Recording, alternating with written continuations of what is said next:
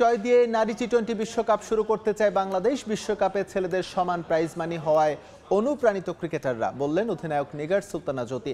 বিশ্বকাপ সামনে রেখে আজ মিরপুরে অনুষ্ঠিত হলো নারী দলের আনুষ্ঠানিক ফটো সেশন। এবারের বিশ্বকাপ অনুষ্ঠিত হওয়ার কথা ছিল বাংলাদেশেই, কিন্তু শেষ মুহূর্তে আসর সরিয়ে নেওয়া হয় সংযুক্ত আরব আমিরাতে। বিশ্বকাপের আগে শ্রীলঙ্কায় এ দলের ব্যানারে ওয়ানডে ও টি-20 সিরিজে অংশ নেয় বাংলাদেশ। বিশ্বকাপে যা কাজে দেবে বলে জানান অধিনায়ক। দেশ ছাড়ার আগে আজ মিরপুর শেরি বাংলা স্টেডিয়ামে অনুষ্ঠিত হয় ক্রিকেটারদের আনুষ্ঠানিক ফটো সেশন। এ সময় উপস্থিত ছিলেন বিসিবি সভাপতি ফারুক আহমেদ। বিশ্বকাপে ম্যাচ বাই ম্যাচ পরিকল্পনায় খেলতে চায় বাংলাদেশ। অতীতে কখনো না পারলেও এবার সেমিফাইনালে খেলতে চায় নিগার সুলতানা জ্যোতির দল। ফার্স্ট লক্ষ্য বলবো যে ইন্ডিভিজুয়ালি আমারও এটা একটা লক্ষ্য এবং পুরো টিমের যেন আমরা যেন একটা ম্যাচ উইন করে সেটা স্টার্ট করতে পারি। লম্বা সময় ধরে যেটার আসলে ক্ষুধা সবারই, যেন আমরা ওয়ার্ল্ড কাপ স্টেজে একটা ম্যাচ উইন করতে পারি ফার্স্টলি। সো সেটাই থাকবে। এক্সেপ্ট 2014 ছাড়া কিন্তু ওয়ার্ল্ড কাপে একটা আমরা সিঙ্গেল ম্যাচ উইন করতে পারিনি। ভালো ক্রিকেট খেলছি, বাট আলটিমেটলি ভালো ক্রিকেট খেলার আসলে কোনো মানে না যদি আপনি ম্যাচ উইন করতে না পারেন। সো প্রথমে ম্যাচ উইন করার টার্গেট থাকবে, এবং সেকেন্ড হচ্ছে যখন আমরা এই ফ্লোটা পাবো, আমার কাছে মনে হয় আমাদের যে টিম এই ফ্লোতে অবশ্যই সেমিফাইনাল কে না খেলতে চাই। সো আমাদের টার্গেট থাকবে সেভাবেই। এই মুহূর্তে মিরপুরে আছেন রিপোর্টার পারভিন আক্তার। আমরা এখন সরাসরি যুক্ত হচ্ছি তার সঙ্গে। ৩রা অক্টোবর থেকে সংযুক্ত আরব আমিরাতে শুরু হবে নারী টি-20 বিশ্বকাপ। নারী টি-20 বিশ্বকাপে বাংলাদেশের যে স্বপ্ন সারথীরা আছেন আজ আনুষ্ঠানিকভাবে ফটো সেশনে অংশ নিয়েছেন তারা। এখানে সকালে মিরপুর শেরেবাংলা জাতীয় ক্রিকেট স্টেডিয়ামে নারীদের ফটো সেশন হয়েছে। তো সন্ধ্যায় আজ বাংলাদেশ নারী ক্রিকেট দলের দ্বিতীয় দিনের মতো প্রস্তুতিও আছে ফ্লাড লাইটের আলোয়। এরপর আগামীকাল বিশ্রাম। বৃহস্পতিবার সকালে বাংলাদেশ দল সংযুক্ত আরব আমিরাতের উদ্দেশ্যে দেশ ছাড়বে।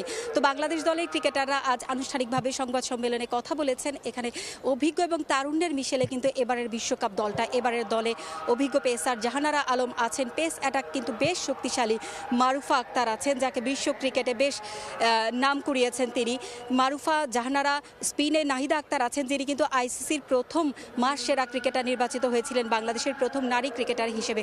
তো বাংলাদেশ দল এবার কিন্তু বি গ্রুপে বিশ্বকাপে অংশগ্রহণ করবে এবং এই গ্রুপে বাংলাদেশের প্রথম ম্যাচ 3 অক্টোবর স্কটল্যান্ডের সঙ্গে। এছাড়া কিন্তু বাংলাদেশের সামনে আছে ওয়েস্ট ইন্ডিজ, দক্ষিণ আফ্রিকার মতো প্রতিপক্ষ, যাদের দক্ষিণ আফ্রিকার কথা যদি বলতে চাই যে সবশেষ 2023 সালে যে বিশ্বকাপ হয়েছিল সেখানেও কিন্তু বাংলাদেশের গ্রুপে ছিল দক্ষিণ আফ্রিকা, নিউজিল্যান্ড এবং শ্রীলঙ্কার মতো দল ছিল, অস্ট্রেলিয়াও ছিল সেবার।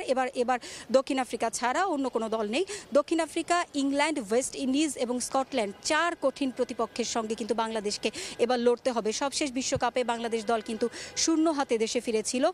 আমরা আজকে প্রেস কনফারেন্সে কিন্তু অধিনায়ক জ্যোতি বলছিলেন যে তিনি বেশ কয়েকটি বিশ্বকাপ খেলেছেন এবং তার আক্ষেপ যে তিনি টি-20 বিশ্বকাপে একটি ম্যাচে বাংলাদেশকে জয় উপহার দিতে পারেননি তার অধিনায়কত্বে। তো এবার কিন্তু তিনি সেমিফাইনালের স্বপ্ন নিয়ে বিশ্বকাপে যাচ্ছেন এবং কোচ হাসান তিলকারত্নে তিনিও কিন্তু বলেছেন যে যেহেতু কদিন আগেই বাংলাদেশ দল জাতীয় দলের আদলে কিন্তু এ দলের ক্রিকেটাররা শ্রীলঙ্কায় খেলে এসেছে এবং ওয়ানডে এবং টি-20 সিরিজ খেলেছে।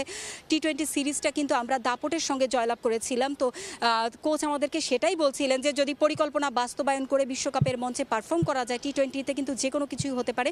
তো বাংলাদেশ দলে কিন্তু এবার হার্ড হিটার আছে এবং স্পিন এবং পেস ইউনিট সব বিভাগেই কিন্তু বাংলাদেশ দল বেশ শক্তিশালী একটা দল নিয়ে এবার বিশ্বকাপে যাচ্ছে আরব আমিরাতে। তো মরুর বুকে বাংলাদেশের এখন দেখার অপেক্ষায়, দেশের ক্রিকেট প্রেমীরা অপেক্ষায় আছেন যে তারা নিজেদের পরিকল্পনা অনুযায়ী পারফর্ম করবেন। সে আশা তারা আমাদেরকে দেখিয়েছেন এবং সমর্থকরা অপেক্ষায় আছেন যে নারীরা তাদের সামর্থ্যের সেরাটা দিয়ে পারফর্ম করে বিশ্বকাপে বাংলাদেশকে একটা সাফল্য উপহার দিবে। তো মিরপুর জাতীয় শেরেবাংলা ক্রিকেট স্টেডিয়াম থেকে আমার কাছে এই ছিল সবশেষ।